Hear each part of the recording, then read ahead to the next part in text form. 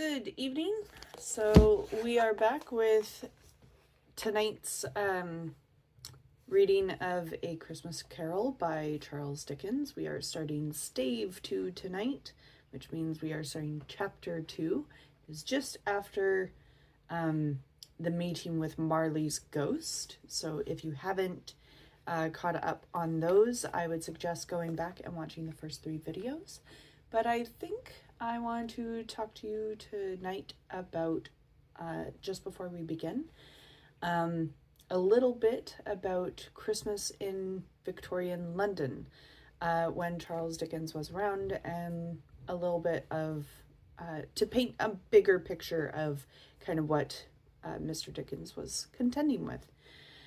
So if you are interested in sticking around for that portion of the video, feel free. Otherwise, you can fast forward, and when I pick up this book again, I will be reading the story. So, Christmas cards were invented by Sir Henry Cole, commissioned the world's first Christmas card in 1843 with the initial print run of only 1,000 cards. So if you have one of those cards, it's probably worth a pretty penny. Economic changes in the Industrial Revolution created more wealthy holidays for the middle class, allowing more families to take time off for Christmas. Toys and gifts. Mass production of toys made them more affordable, and gifts for poor children often included small items like an apple, an orange, or nuts. Mistletoe. The pagan custom of kissing under the mistletoe has continued throughout the ages, as we know. But the restriction that a berry had to be removed after each kiss was removed from the tradition, as we found out that those berries are actually poisonous. So we forgave ourselves a little bit for being naive to the fact that, plants are highly toxic. Especially when they come into contact with the skin or with the lips. So there you go. That fell out of popularity, I guess. And if you are wondering about the tradition of the Christmas tree, this was established by Queen Victoria, posting about it in the newspaper in 1840. So by 1843, it was probably very popular to have a Christmas tree in your home like this, and decorate it as you see fit. Gather around with the family and the children by the fire, and pick up a very good book to read, like we will do so now. So Stave 2, the first of 3 spirits. When Scrooge awoke, it was so dark that looking out of bed, he could scarcely distinguish the transparent window from the opaque walls of his chamber. He was endeavoring to pierce the darkness with his ferret eyes, when the chimes of a neighboring church struck 4 quarters. So he listened for the hour. To his great astonishment, the heavy bell went on from 6 to 7, and from 7 to 8, and nearly up to 12, then stopped. 12. It was past 2 when he went to bed. The clock was wrong. An icicle must have got into the works. 12. He touched the spring of his repeater to correct the most preposterous clock. Its rapid little pulse beat 12 and stopped. Why, it is impossible, said Scrooge, that I can have slept through a whole day and far into another night. It is impossible that anything has happened to the sun, and this is 12 at noon. The idea being an alarming one, he scrambled out of bed and groped his way to the window. He was obliged to rub the frost with his sleeve of his dressing gown before he could see anything, and could see very little then. All he could make out was that it was still very foggy and extremely cold. and that there was no noise of people running to and fro, and making a great stir, as there unquestionably would have been if night had beaten off bright day, and taken possession of the world. This was a great relief, because 3 days after sight of this first exchange, pay to Mr. Ebenezer Scrooge, or his order, and so forth, would become a very mere United States security if there were no days to count by.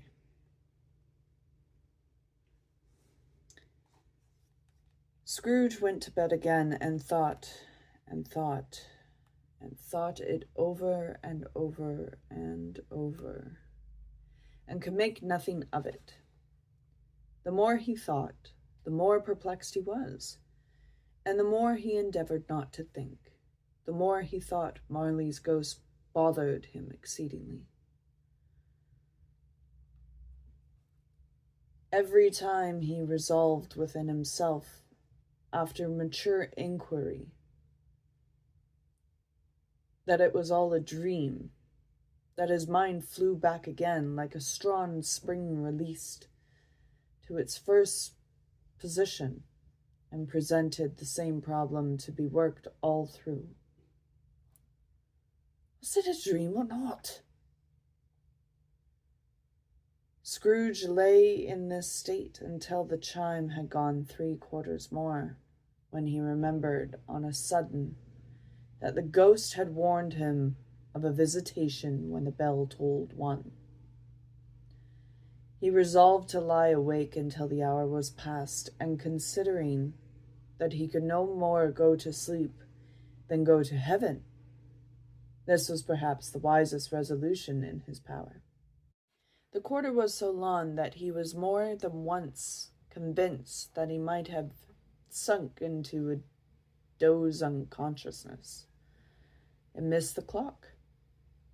At length it broke upon his listening ear. Ding dong. 1/4 past, said Scrooge, counting. Ding dong. 1/2 past, said Scrooge. Ding dong. 1/4 to it, said Scrooge. Ding dong. The hour itself, said Scrooge triumphantly, and nothing else.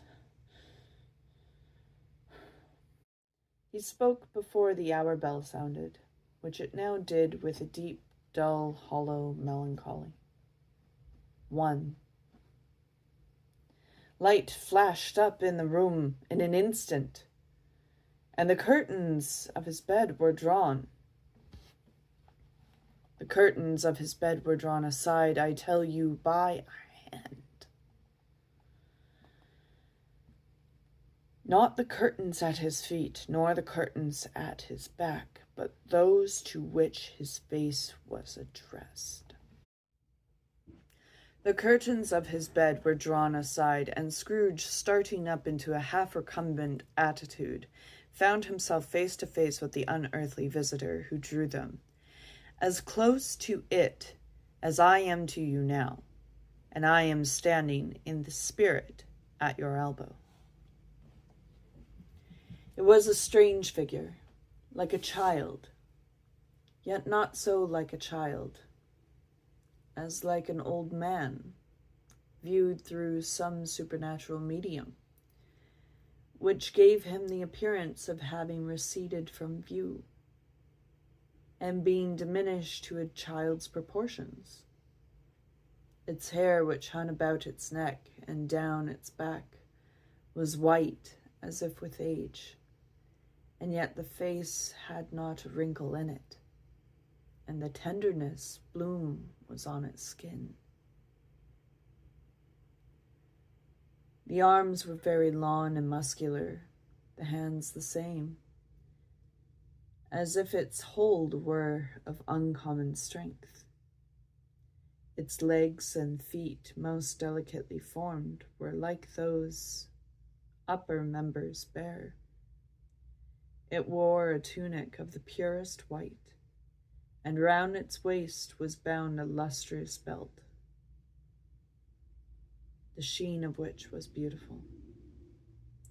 It held a branch of fresh green holly in its hand, and in singular contradiction of that wintry emblem, had its dress trimmed with summer flowers.